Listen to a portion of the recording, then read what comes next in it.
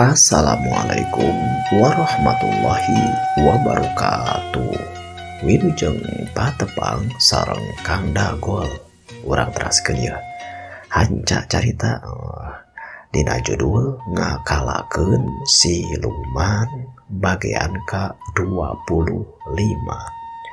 Dina hanca carita anu atos kalangkung nyarioskeun cenah ieu Ki Imin sabalad-balad bade kasih si lemur cenah ningali cenah aya perkara nu aneh cenah naon anu bakal kejadian mangga kasadayana cara ketam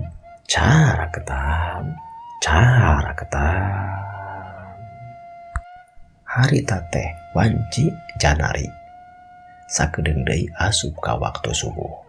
Ki Imin leumpang we dituturkeun si Chandra ditemaku dan juga lah dituturkeun ku Kang Obon muru kasih si lemur.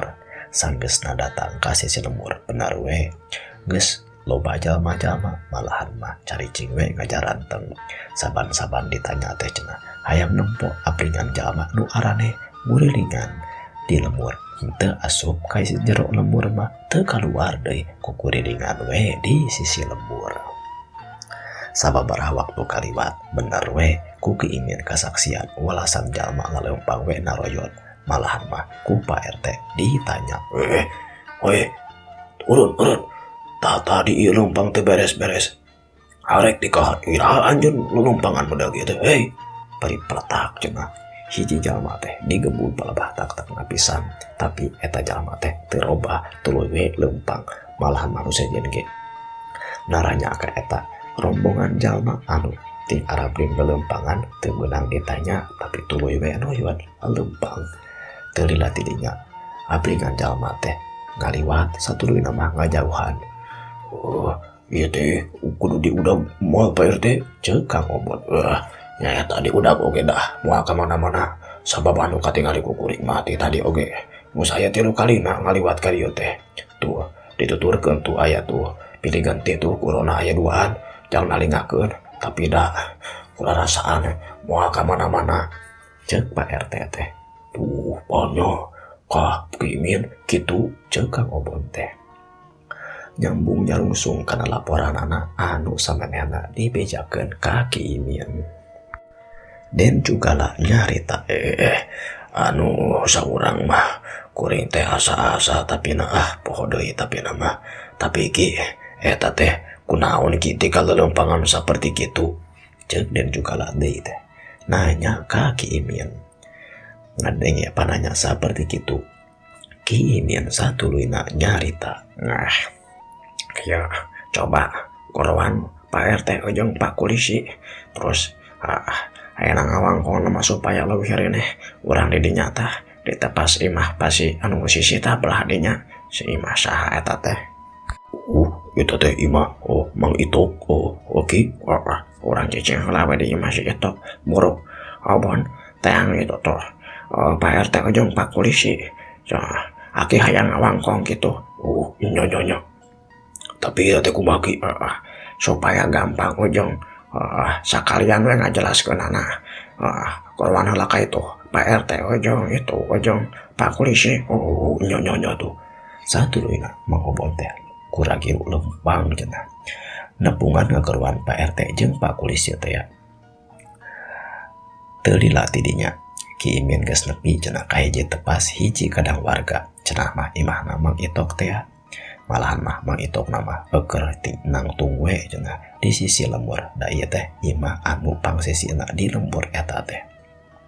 Teu lila tidinya Kang Obon geus balik deui bari ngiringkeun Pak RT jeung Pak Polisi. Sanggeus sararea ngumpul mah satuluyna Ki Imin nyarita. Kieu Pak RT lamun arek dipercaya mah jeung lamun arek ditelak-telak mah ku Pak RT eta jalma-jalma teh sasar jalma-jalma anu osok ngariweuhkeun di wewengkon urang di lemur-lemur sabodon ning lemur pasisian jeung tatangga lemur. Coba engke mah pariksa we ku Pak RT jeung Pak Polisi. Bangun nama ieu jalma-jalma teh arek ngalakukan hiji kajahatan di lemur tapi duka aki gitu terang teu nyaho gitu naon-naon mah ngan teuing kumaha tah eta teh tingkah benang ku wisaya tingkah benang ku tenung atawa sugan aya nu ngahuruyan atawa sugan aya ku jalma anu mere kamanehanana teh nah dibere jampe lah aya dukun praji sakti anu bisa istilah nama ngajadikeun maranehanana teh katalimang jadi teu bisa asup ka lemur teu bisa keluar lemur sabenerna mah maranehanana teh teu sadar eta teh rarasaana mah keur leumpang we sakumaha biasana sanajan capek oge mah teu karasakeun capek ayeuna mah sababkeun aku tenung teh tapi katalimang kitu ku kurilingan di sisi lemur sok we perhatikeun ngan samang-samang saengke meletek panon poe ulah di jauhan pasti bakal laleuseun bakal pating kudu pruk tah bakal sadar kana kaayaan leumpang bangunna teh geus sakitu jauhna teh sabaraha puluh meter lamun ditageun mah teh nepi ka mana tah sabab geus aya bangunna mah kana sababaraha kalina eta nguringan lemur sok tanya we ka ituna mah ngan omat engke lamun geus salat subuh entong di jauhan sabab pas meletekna sarangenge atawa panon boe bakal keluar gitu tah ieu jalma-jalma teh bakal sadar tapi ulah sieun sabab eta jalma-jalma teh bakal dina kaayaan leusuh ujung capek gampang kana newakna ngan samemeh dilakukeun istilah nama hukuman atawa tindakan sok tanya heula sing bener gitulah Pak RT jeung Pak Polisinya ieu amanah teh aki kitu cenah Ceki Imin panjang lebar ngajelaskeun kana kaayaan jalma anu leumpang ngabring ngurilingan di lemur pasisian ngadenge kana kekecapan Ki Imin saperti kitu satuluina Pak RT nyarita kitu nya Ki hari sugan teh aya naon jalma-jalma teh rek ngalakukeun kejahatan tapi lamun katingali nama anu kata dengarkan ku kuring gitu tah anu pangarupna jeung anu kadua masa minong eta teh jeung deui sok aya laporan rada minongna teh sok dina ka ieu di pamaenan atawa lamun aya urusan ujung karampogan teh kamaranehanana tapi nu sejen-sejenna mah teu pati apal tah cek Pak Polisi teh deui mairan nguatan kekecapan Ki Imin anu nyebutkeun yen eta jalma-jalma teh lain jelma bener sanggeus kitu mah satuluina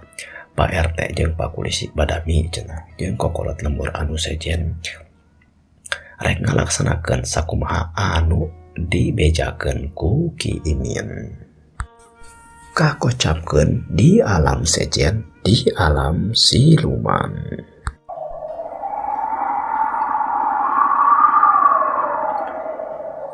Di alam siluman Silewu Raja Silewu keur diuk we dina singgasanana di karatona teh keur nyang hareupan cenah hiji utusanana anu keur laporan siluman kalong peteng nyarita kontan bos teh kuring bade ngalakuan pejati alam manusia yen ke palang teh ngagunakeun seher ilmu jang teluh santetna teh gagal sareng deui apakah si widura manusia widura anu make siluman batu ali tapi oge teu bisa ngajorakan lemburna si manusia jantan komo lamun dikarek mahala si manusia juga lama teu tariasaeun eta teh Gusti tah kitu laporan teh abdi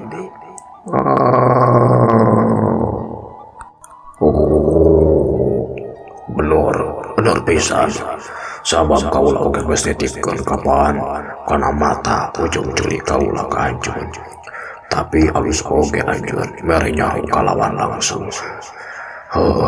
nya eta atuh bangun mah waktu ayeuna mah kaula kudu sabar heula teu bisa nyokot eta ka manusia jantra anu ada dipakekeun dewa pikeun panah sanjata atau pakarang kaula pakarang ujang ujung teh kaula oge kudu bisa mepes hate kudu bisa nyabar maneh hayang mahalaka si manusia juga lah anu gesianat aduh keun atuh ayeuna mah urang cicing heula wae ulah bakal ngalakukeun hal-hal anu sejen sabab dina kaayaan kieu mah rumasa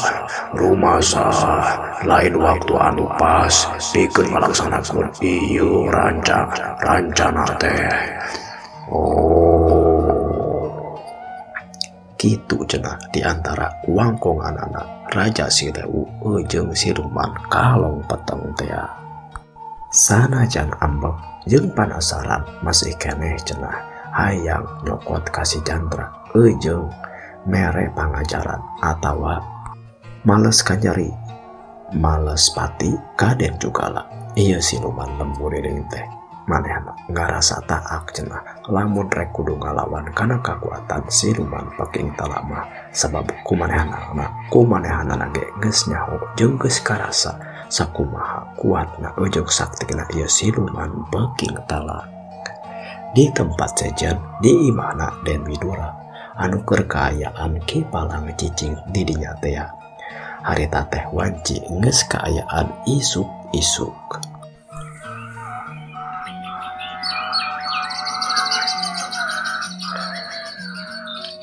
Ki Palang nyamperkeun keluar di kamarna. Bari masih keneh ngahageyeung masih keneh tungkul nyekel kana beuteungna. Manehna nyamperkeun ka si Cekai anu cikeneh cenah tanpa beja.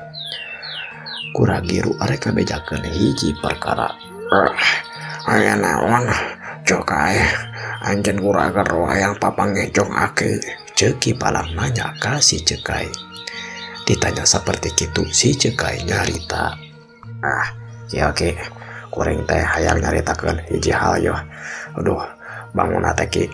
Ieu Den Widura teh ujung balad-balad nu sajana kaasup si Heuleung Nyai oge. Cenah teh katewak di lemur pasisian. Malahan mah kuring teh geus tanpa beja kitu tah. Tadi kira-kira wanci hareup moyang ieu Den Widura teh geus dibawa ka kacamatan cenah. Malahan mah make mobil sagala rupa kitu Ki. Kabawa jadi gagal gitu Dan Widura oge. Ceuk Ki Palang teh semu kaget tanpa beja di si Cekai seperti gitu. Nyaki bangunna teh jalan di Jorago ge bangunna mah gagal oge. Cekai benar-benar ya. Mun kitu mah urang teh ayeuna teh ya sasat katuru ka tempo ku Cekai. Aki menang tatu eleh perang teluh si Widura asal jadi babandang tikarek menang hukuman gitu lain nyakit lamun gitu mah pati alampan orang teh nincak nengar cadas tekuat ngalayanan anak. Ceuk Ki Palang masih keneh muringis dina ngomongna. Kelila didinya Ki Palang teh diuk cenah besan weh jika anu ngarasakeun ka nyerina. Si Cekai ningalikeun kitu mah tuluy sabisa-bisa manehanana ngaladenan ieu Ki Palang supaya gancang cager deui tina panyakitna.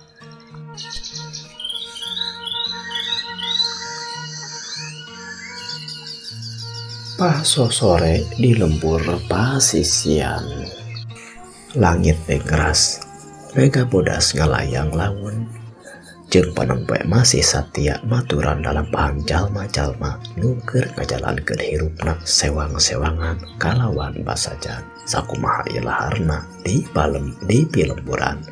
Hawa sore matak waas sepi tapi ngeusi karasa tentrem tur tenang ka jalma anu ngarepkeun kana tiis ceulikna herang panonna. Di tepas hareup imah Ki Imin melengkung we bari nganyam seperti biasana. Leungeunna geus biasa kenapa gawean eta sanajan umurna geus sepuh. digigireunana dan juga lah diuk bari mantuan sakumaha sakamampuhanana katingali raraina teu sak katingali ayeuna mah raraina teh katingali robah tenang teu kusem jika baheula. Di kejauhan katembong si Jantra balik tina ngangon domba. Lengkahna hampang ngagandeang bangun taya karinglang. Katingali leungeunna ngajingjing we kana kulu manuk. Satuluy nama si Jantra teh bari heheotan sagala rupa. Jigana teh eueuh we karingrang atawa aya bang baluh dina hatena mah. Sabab hatena masih bersih tina beratna kararapat dunia. Sababaraha waktu kaliwat tiluan keur ngariung we di tepas hareup. Sanajan tiluan tur basajan karasana teh haneuteun sabab meureunan akibat tina tenangna hate. Teu lila didinya Kang Obon datang ngahaja cenah nganyang ngadon ngalayung ulin ka imahna Ki Imin. Sanggeus salam silaturahmi jeung sagala rupa. Satuluyna mah diuk Mang Obon teh ngariung jadina teh opatan. Satuluyna kadenge Ki Imin nyarita. Kumaha juga lah masih keneh arek nakalakeun siluman teh. Kitu cenah ceuk Ki Imin teh. Dan juga lah ngareret saeutik Ki Imin satulaina manehna ngarengap bangun nu jero pisan.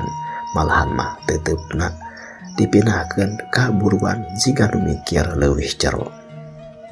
Bari kitu Den juga lah nyarita. Karepna mah hayang keneh Ki, tapi kuring teh masih acan tenang. Sabab tong boroning rek ngakalakeun siluman dipikir-pikir mah Ki. Kuring nage di doho keneh ku bahaya.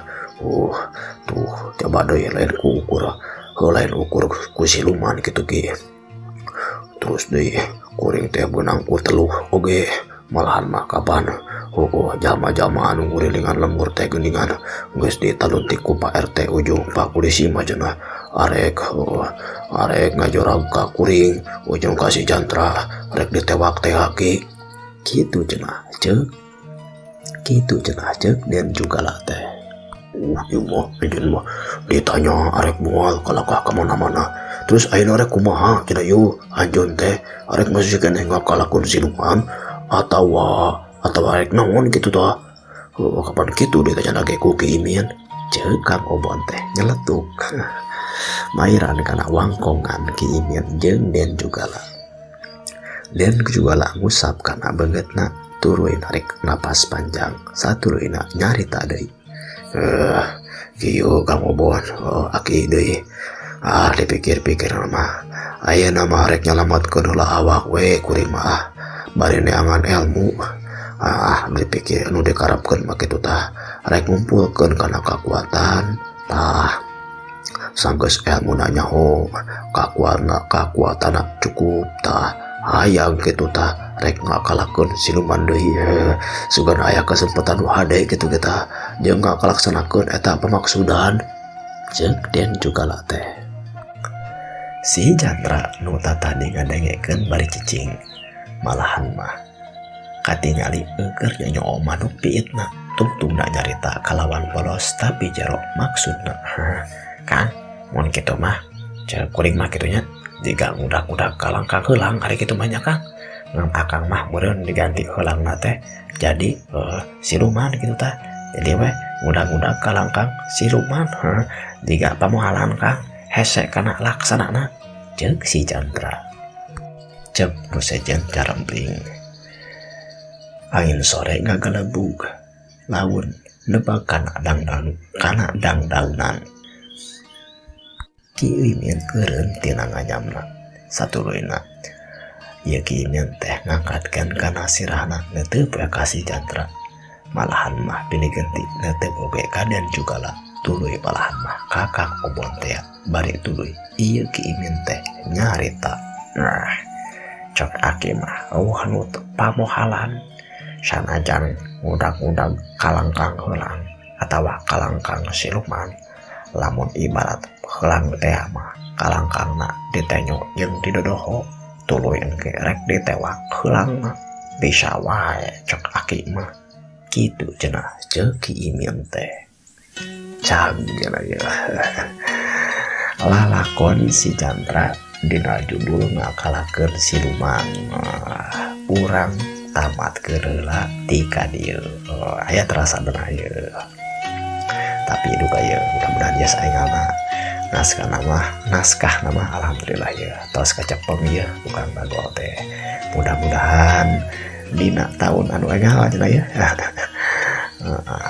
Mitembean sasih Januari mudah-mudahan tiasa engal-engal dilajeng lalakon si Jantra, tapi judul nama tong bakal dicarioskeun gitu ya.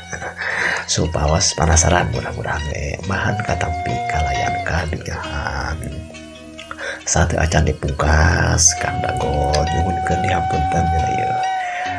Kang Dago sareng admin para kanca gitu tah. Di channel Dagol hiji tilu nyuhunkeun dihampunten dina ieu utami nama ieu anu ngadungikeun ieu carita simkuring gitu ta dina ngadungikeun anak pasti seueur kakirangan utami nama aya lepat nyarios teh gitu ta ya lepat ekspresi gitu ta nyuhunkeun dihampunten salajengna mudah-mudahan mugia jadi bahan katampi ku para wargi sadayana kalayan kabingahan. Sareng deui nyuhunkeun dihampunten oge ya cenah ya. Utami nama ti pangarang ya anu ngadamel naskah ieu carita bilih pasti jelas seueur pisan kakiranganana dina pundak usuk basana dina ngalarapkeun kalimah-kalimahna sabab bahasa Sunda teh geuningan naonnya seueur naonnya jembar gitu tah istilah mah benten-benten gitunya antara ngalarapkeun hiji kalimah teh kapan kitu geuningannya tanyuhunkeun dihampunten pasti teh seueur pisan kakiranganana tanging kajaba ti eta salian ti eta gitu tah ieu maksud hoyong ngamumule kahiji kana bahasa Sunda kadua tina naonnya seni ngadongeng cenah ieu resep cenah ieu pangarang teh ngarang kana dongeng Kang Dago oge resep ieu maoskeun malahan lamun teh kadongeng teh sakumaha gitu tah mudah-mudahan tujuan nama kahiji bener hobi kaduana mudah-mudahan bahan katampi kalayan kabinyahan ka para wargi sadayana wilujeng patepang deui ya dina video-video salajengna dina video-video nu sejena mangga kasadayana wilujeng patepang deui peronio